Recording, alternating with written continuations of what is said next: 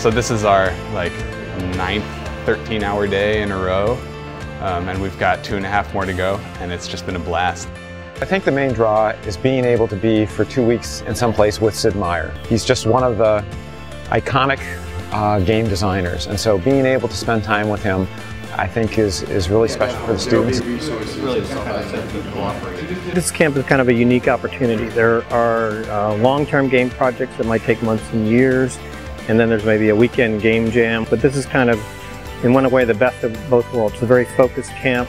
People are here exclusively to make games, but there's enough time to actually make something worthwhile and have enough time to try out a variety of ideas. Another thing we're doing here is we're bringing in speakers from other schools, and then we're also bringing in some people from the game industry. Those things combined together make it a pretty special experience for the students. Facebook games, those kind of things. I'm going into the game industry after, in the summer. So I thought this would be a great opportunity for me to get some advice from people who have more experience in the game industry and get a chance to really put a lot of time into a project, more time than I've been able to while I was actually in school. I guess I've learned a lot about the method from people. Rethinking the way that I kind of have been tackling all the problems is different, and so not only I guess lessons about like the actual game development itself, but about the process of doing it. I think there's a lot there. These both do the same thing. Yeah, they really do. It's just very evident that Sid and all the other I guess software engineers, video game designers that they bring in have really been there, done that. They've been a lot of help in just little tweaks to our process or how to approach certain problems, because obviously they face things as well.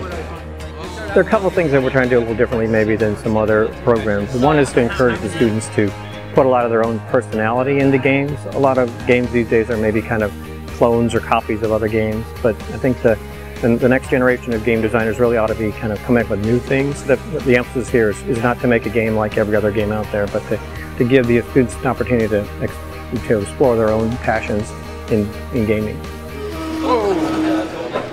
Oh no!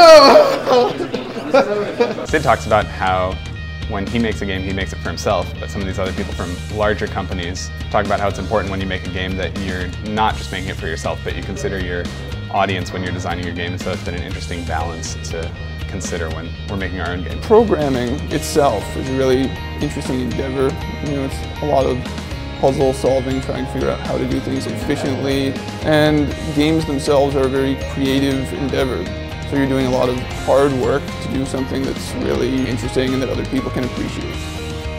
Game design is really about how to keep players engaged over the long term, how to make games interesting. I guess our motto for the week is a game is a set of interesting decisions. So if you don't provide any of those interesting decisions for the players to make, and it's just, oh, you can jump super high and shoot these cool weapons, the game just won't be fun. We think games are going to eventually take over the world, and it's kind of the coolest entertainment art form. So this is just one more step in our plan for world domination.